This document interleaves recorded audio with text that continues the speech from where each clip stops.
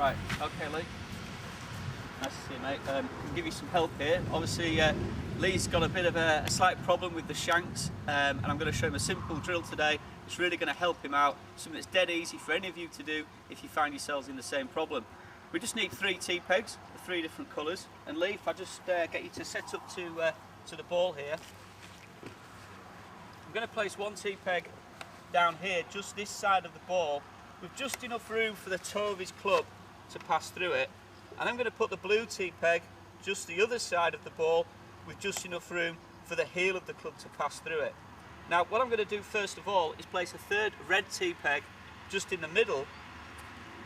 I'm going to ask Lee to make a swing, and I want him to just try and take the red and the blue T-peg at the same time. So Lee, what we're looking for here is for as you come in, the club head's going to come closer to you and take the blue T-peg out of the heel of the club and the red T-peg out the toe. So if you could just do that for me. Okay, well done, you took the blue T-peg. So that showed a change of swing.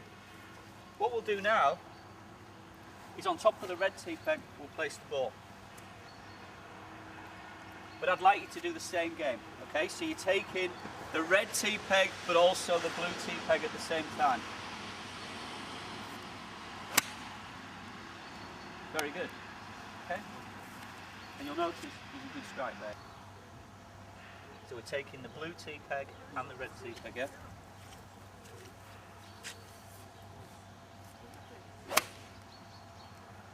Just to the red.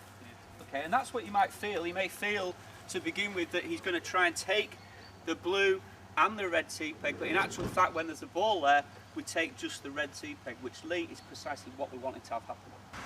Okay Lee, what I'd like you to do now is set up to the ball with no intention to take the blue T-peg as well here. I want you to just to swing and to try and take the ball on its own, just like you were doing or intending to do at the beginning.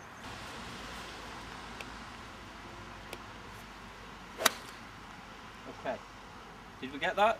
So on the camera there, what happened? The yellow T-peg moved. Okay, so Lee, what we're probably going to find is best for you is if you actually aim again for the blue T-peg this time. So we set up here, and your intention is to swing and to take the blue T-peg as well as the ball. Now whilst this might not produce the perfect strike immediately, the one thing it will do is stop you hitting the shank of the club. And the shank of course is the most destructive shot in golf, something you've found out for yourself already Lee, haven't you? So it may come a little bit out the toe if you get very good at playing the game, but what it will do is enhance your feeling of where the club head is in the swing. If I could just demonstrate for you Lee, if you just stand here, the one thing that's certain on a shank is that the shaft of the club is moving closer to the ball. Now many people think it always comes from an out to in swing, which if anything Lee, yours is a bit out to in. But it can also come, and many of you may have a bout of the shanks by coming too much from the inside. One thing that's happening again is the shaft of the club is moving closer to the ball. Okay, so the drill that we've got Lee to do is encouraging him as he comes down to bring the club in more here and take the blue T-peg as well as the red T-peg, which of course is located under the ball. As opposed to before, he was coming down, the shaft was moving this way, and he took the ball and of course the yellow T-peg, but when he's there, the shaft of the club is striking the ball and the ball's hitting the trees over here. So Lee, what's left for you to do now is to practice this and get better at it. So this time, same again, set up to the red T-peg, but as you swing, reroute the swing slightly so it takes just the blue and the red T-peg.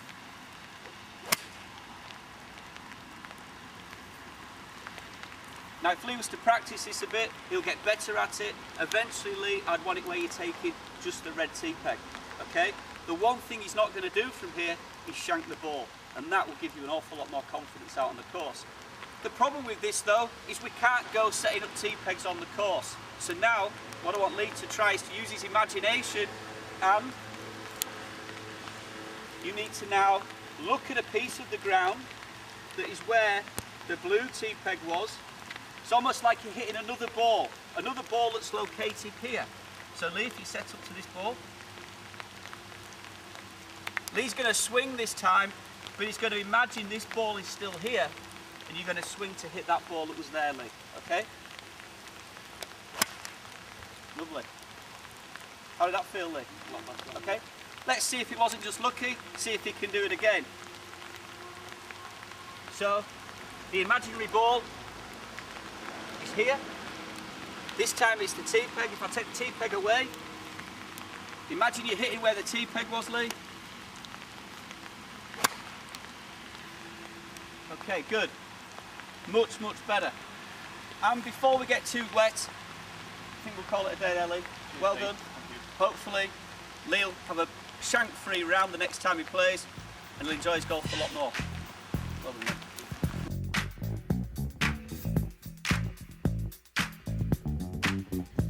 I said a hip hop, the hip it to the hip hop, you don't stop the rocker to the bang bang boogie. Say up jump the boogie to the rhythm of the boogie to beat.